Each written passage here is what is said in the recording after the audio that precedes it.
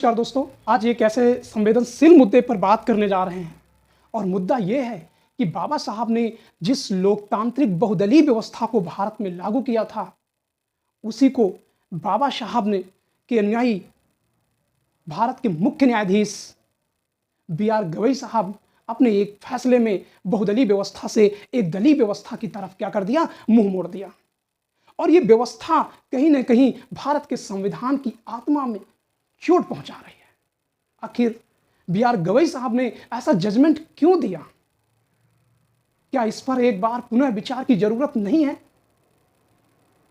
आखिर मुद्दा क्या है, समझिए इस बात को। बी.आर. गवई साहब के शपथ के बाद राष्ट्रपति महोदया ने 14 प्रश्नों की एक लिस्ट मुख्य न्यायाधीश को पहुंचाई, जिसमें 14 प्रश्नों पर सुप्रीम कोर्ट की राय मांगी गई थी। और इन्हीं प्रश्नों में एक प्रश्न यह था कि राज्यों में राज्यपाल राज्य विधानसभा से पारित विधेयक को कितने दिनों तक रोक सकता है। इसी मुद्दे पर बी.आर. गवई साहब की पीठ, एक जो संवैधानिक पीठ थी, अपना जजमेंट सुनाया और इस जजमेंट में पीछे के जजमेंट को पलट दिया, जिसमें 3 महीने के अंदर राज्यपाल को अपना निर्णय देना अनिवार्य था। लेकिन अब उसकी समय सीमा खत्म हो गई है। अब राज्यपाल कितने समय तक, यानी एक लंबे समय तक, जिसकी एक कोई निर्धारित नहीं है, लंबा समय कितना, 100-200 साल, कोई मतलब नहीं है। अगर एक टाइम निर्धारित होता तो निश्चित होता कि बिल पारित होता। निश्चित रूप में यह जजमेंट केंद्र सरकार को असीम शक्ति प्रदान करती है। राज्यपाल जो किसी दूसरे क्षेत्र से वहां पर एक संवैधानिक एजेंट के रूप में आया है, उसकी पावरफुल हो गई, और वहीं राज्यों के जो विधानसभाएं हैं वो पूरी तरीके से कमजोर हो जाए। क्योंकि जो राज्य की सरकारें हैं, जो अपनी जनता से वादा करके सत्ता में आए हैं, अब उस अनुसार वो बिल पास नहीं कर पाएंगे। दरअसल में इस देश में बहुलोकतांत्रिक व्यवस्था है और बहुलोकतांत्रिक व्यवस्था में यह जजमेंट बिल्कुल सटीक नहीं बैठ रहा है, बिल्कुल गलत तरीके से है। अगर एक दलीय व्यवस्था होती, यानी अगर केंद्र में बीजेपी की सरकार होती और राज्य में भी बीजेपी की सरकार होती, तो निश्चित रूप में राज्यपाल ऐसे बिलों को रोकते नहीं है, तुरंत पारित हो जाता है।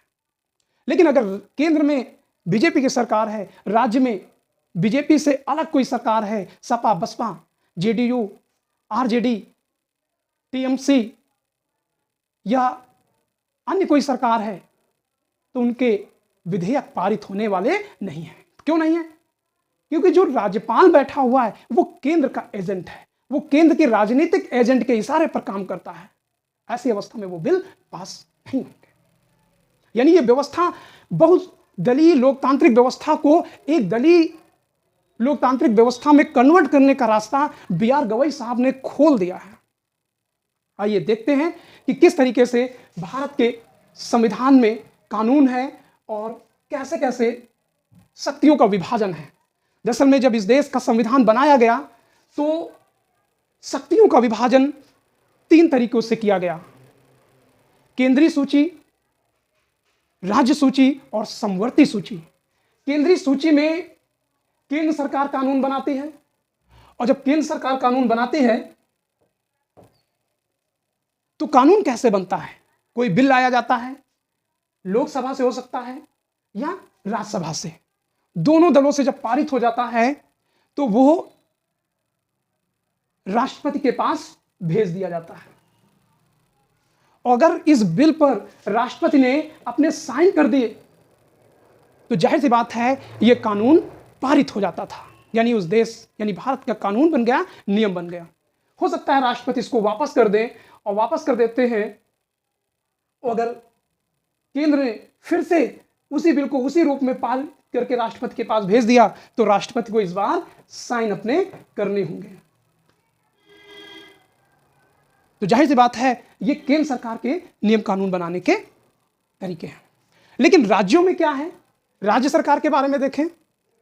राज्य सरकारों में आप देखिएगा कहीं कहीं पर एक सदन है और कहीं कहीं पर 2 सदन है।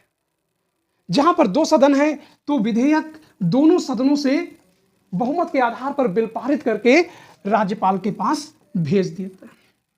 अब मुद्दा प्रश्न यहीं से उठता है, राज्यपाल अगर अपने दल की सरकार है तो राज्यपाल आंख मूंद के अपने साइन कर देता है, और जब कर देता है तो जाहिर सी बात है राज्य के नियम कानून बन जाते हैं, कोई बिल पारित हो जाता है। लेकिन अगर दूसरे दल की सरकार है तो ये राज्यपाल क्या करते हैं महोदय, ये राष्ट्रपति के पास भेज देते हैं। अगर राष्ट्रपति ने साइन कर दिया तो ये बिल बन जाएगा, कानून बन जाएगा, अगर नहीं भेजा तो खत्म हो जाएगा। लेकिन यहां समस्या क्या होती है, समस्या यह है कि राज्यपाल इस बिल पर क्या करते हैं, बैठ जाते हैं, इस कानून को पारित ही नहीं होने देते हैं। और जब पारित नहीं होने देते हैं तो जाहिर सी बात है राज्यों में जो सरकारें चुनी गई हैं वो एक तरीके से दंतविहीन हो जाएंगे, उनका कोई मतलब नहीं रह जाएगा, उनका कोई औचित्य नहीं रह जाएगा। तो जाहिर सी बात है ये जो कल का जजमेंट आया है, यानी 20 नवंबर 2025 को जो जजमेंट आया है, ये पूरी तरीके से केंद्र को शक्तिशाली और राज्यपाल को असीम शक्तिशाली बना रहे हैं, जो राज्यों की व्यवस्था को अव्यवस्थित करेंगे। इस जजमेंट को बदलना होगा, इस पर फिर से विचार विमर्श करने की जरूरत है। दोस्तों ये वीडियो कैसा लगा, अच्छा लगा तो चैनल को सब्सक्राइब करना ना भूलें, और लाइक करिए, कमेंट करिए और शेयर करिए, और इस विषय पर आपका कमेंट अनिवार्य है कि आपका क्या सोचना है। Thank you.